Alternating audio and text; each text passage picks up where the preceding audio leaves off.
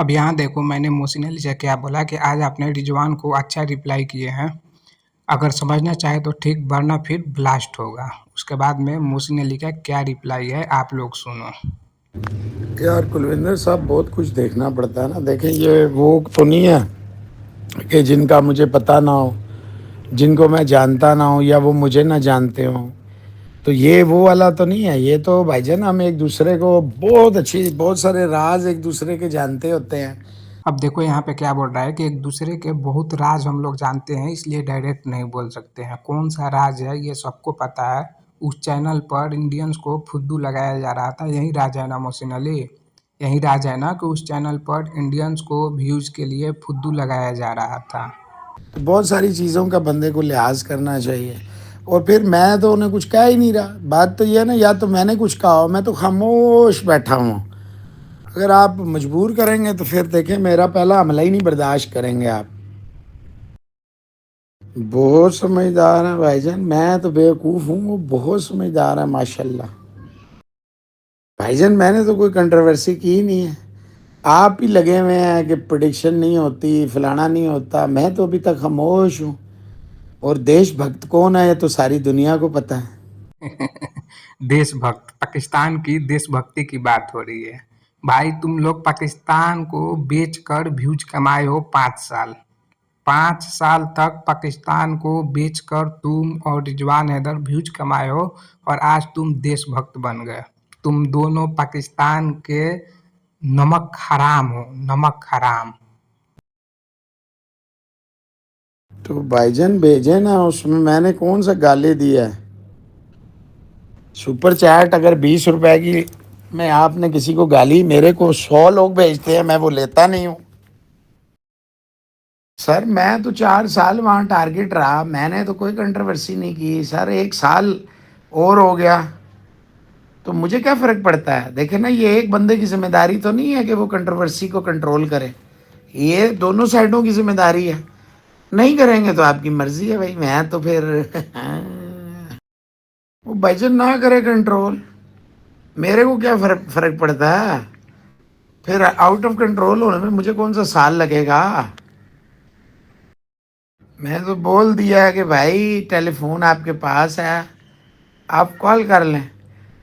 मुझे कोई मसला होता है मैं ठक करके कॉल करता हूँ, मुझे तो कोई टेंशन नहीं होती किसी से। भाईजान फिर नुकसान तो नुकसान होता है ना। It is in your hands till it is with you. जब ये आपके हाथ से निकल जाता है तो फिर निकल जाता है। मेरा ख्याल है समझदार आदमी है, थोड़ी देर देर में उसको रियलाइज़ हो जाती हैं चीज़ें। वो समझदार आदमी है, मेरा ख्याल है। अब ये देखो कैसे लोगों से डरता है, रिजवान हैदर से कैसे डरता है।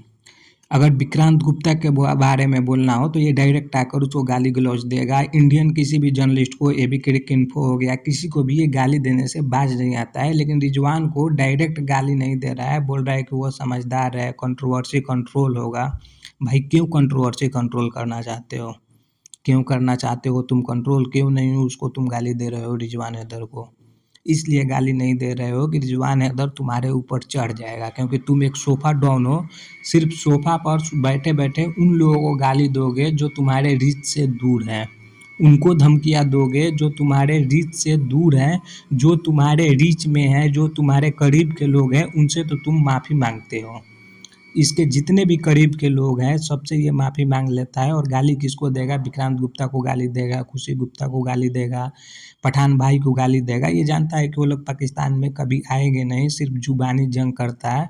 लेकिन लेकिन जिसको गाली देना है उसको ये गाली नहीं देता है। जिन लोगों को लगता है कि रिजवान हैदर के बारे में जो मैं क्लिप लगाता हूँ वो एआई जनरेटेड है, आज देख लिए प्रूफ ना? नहीं जी नहीं, एआई जनरेटेड नहीं है। ऐसे मेरे पास हज़ारों क्लिप है जिसमें रिजवान हैदर के बारे में बोला है, अपना शेयर के बारे में बोला है, जो इसको 55% शेयर मिला था उसके बारे में बोला है। और जितनी भी चीज़ें हैं रिजवान की बीबी के बारे में, रिजवान की बेटी के बारे में, रिजवान से जब अलग हुआ था उसके बारे में, रिजवान का चैनल मैं चलाता था, ये इस तरह की बातें रिजवान के लिए बोला है। रिजवान हैदर के लिए इस तरह की ये बातें बोला है।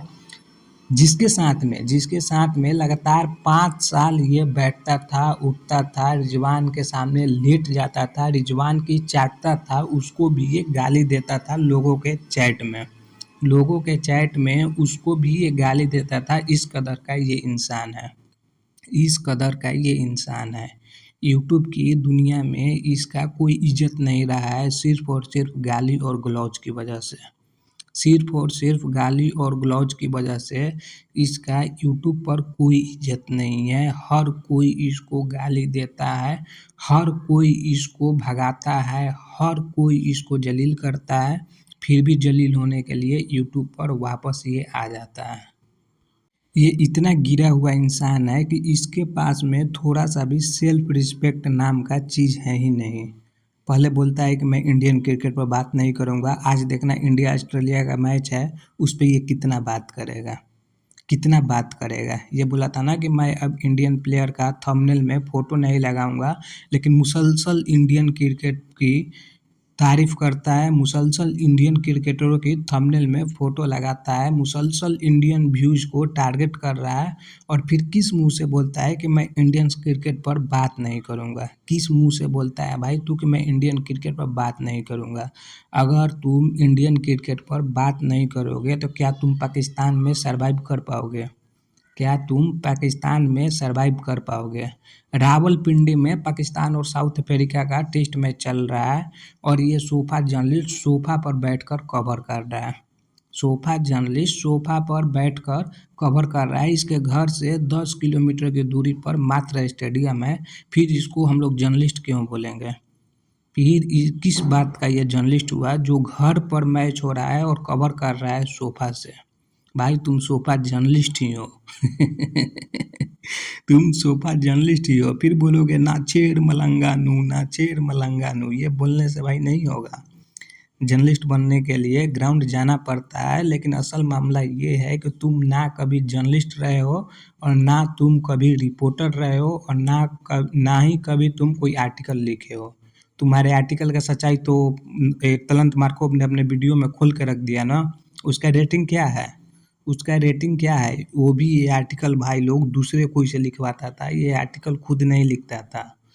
ये आर्टिकल दूसरे कोई से लिखवाता था, इसको उतना इंग्लिश आता ही नहीं है।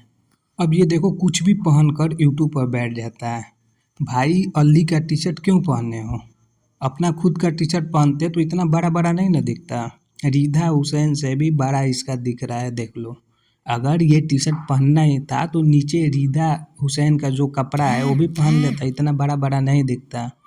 रिधा हुसैन को जो हम खरीद कर दिए थे जॉकी कंपनी का अच्छा वो वाला पहन लेता भाई, इतना बड़ा बड़ा तो कम से कम नहीं दिखता। जलील इंसान, जलालत इंसान, कोई डिग्निटी कोई सेल्फ रिस्पेक्ट नहीं है, जीरो सेल्फ रिस्पेक्ट वाला ये एक सोफा जर्नलिस्ट है और तू जीवन भर सोफा जर्नलिज्म ही करेगा और यूट्यूब पर इंडिया की ही चाटेगा।